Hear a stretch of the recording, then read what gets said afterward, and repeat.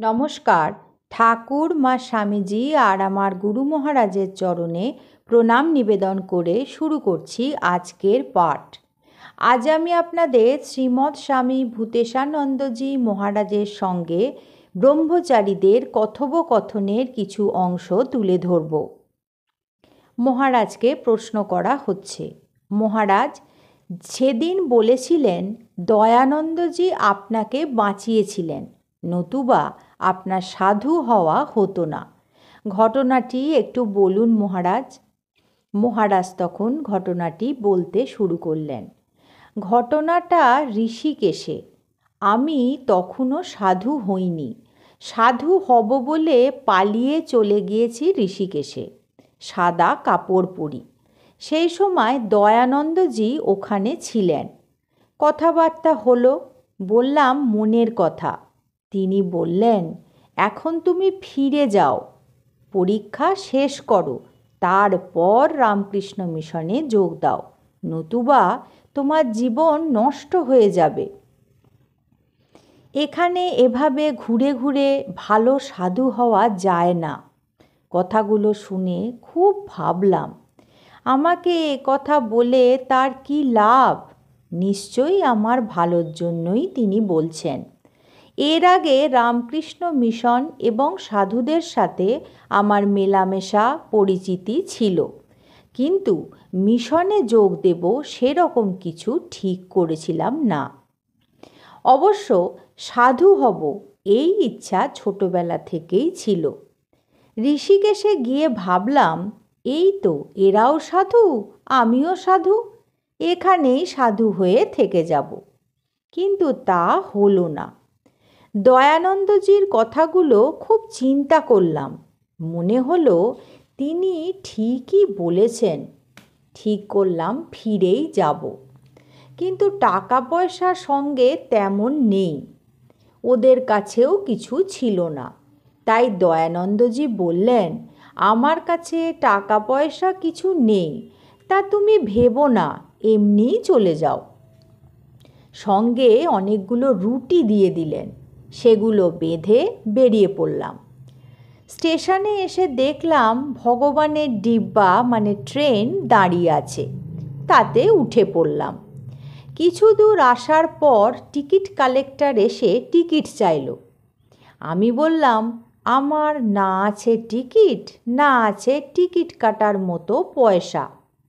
Ticket collector মুখ বেঁকিয়ে চলে গেল, কিছু বলল না। তখনকার দিনে তো এখনকার মতো এত দ্রুতগামী ট্রেন ছিল না। ট্রেনেই অনেকটা সময় লেগে যেত। মাঝে মাঝে খিদে পেলেই রুটিগুলো বের করে জলে ভিজিয়ে একটু একটু করে খাই। তা একটা স্টেশনে ট্রেন এসে থামল। দেখলাম সেখানে ঝুপড়ির মতো ঘর, হোটেল। সঙ্গে একেবারে যে একটা পয়সাও ছিল না তা তো নয়। তাই ভাবলাম 4 আনা দিয়ে ভাত ডাল খাই, খুব খিদেও পেয়েছে। তাই করলাম। 4 আনা দিয়ে পেট ভরে খেলাম। কি অমৃতই না লাগলো। সে স্বাদ বহুদিন মনে ছিল। যাই হোক, আবার ট্রেনে চাপলাম। বেশ কিছুক্ষণ চলার পর আবার কোনো স্টেশনে এসে ট্রেন অনেকক্ষণ দাঁড়িয়ে থাকলো। আমিও প্ল্যাটফর্মে নেমে বেড়াচ্ছি। দেখছি চারদিকে খুব টিকিট কালেক্টর। কি করব, ট্রেনে চাপতে ভয়ও হচ্ছে। আবার ভাবছি ট্রেন ছেড়ে দিলেই বা আমি যাব কি করে, এখানে কোথায় থাকব? সাহস করে গার্ডের কাছে গিয়ে বললাম, I have no money to buy a ticket, but I must go. What to do? Say Anglo সাহেব, তখন স্বদেশী যুগ, কুইট ইন্ডিয়া মুভমেন্ট এর সময় সম্ভবত। সে বিরক্ত হয়ে বলল, You beg of your countrymen. Certainly they will help you. যাই হোক, ট্রেন ছাড়ার সময় হয়ে এলো দেখে একজন টিকিট কালেক্টর আমায় ইশারা করলো ট্রেনে উঠে পড়ার জন্য। উঠে পড়লাম।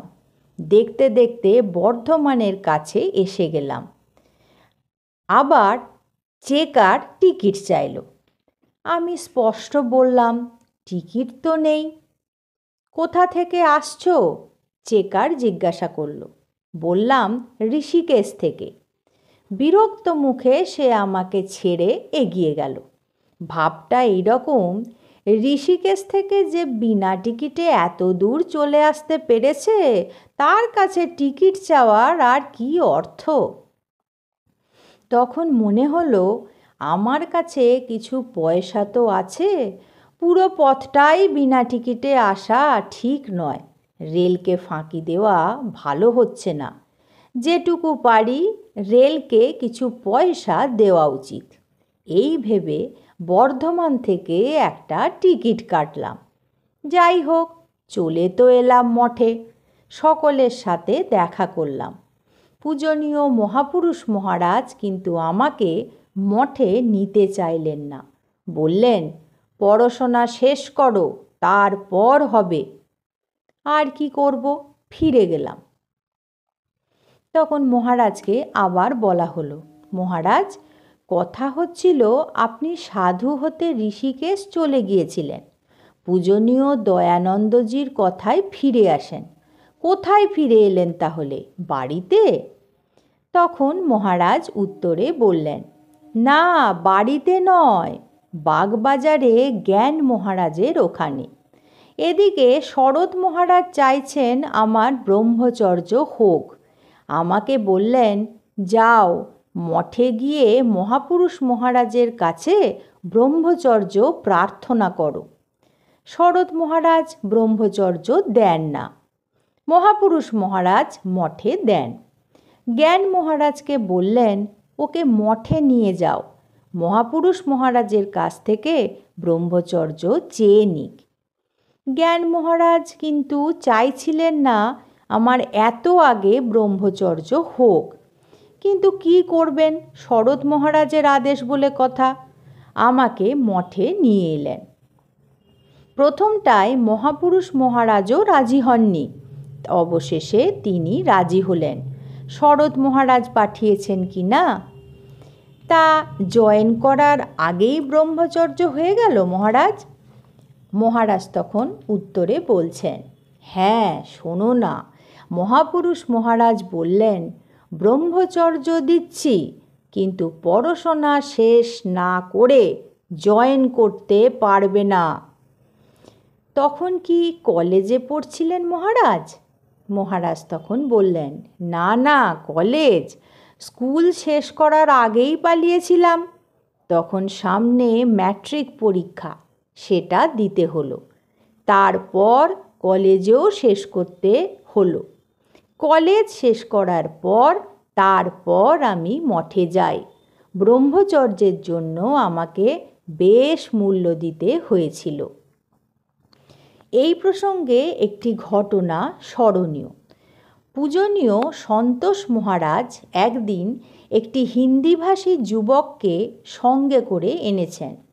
ছেলেটি স্বামী ভূতেশানন্দজিকে প্রণাম করে উঠতে সন্তোষ মহারাজ বললেন, মহারাজ, এই ছেলেটি সাধু হতে চায়, ইংরাজিতে এমএ দিয়েছে, বয়স একটু বেশি হয়ে গেছে, আপনি ব্যবস্থা করলেই ওর পক্ষে সাধু হওয়া হতে পারে।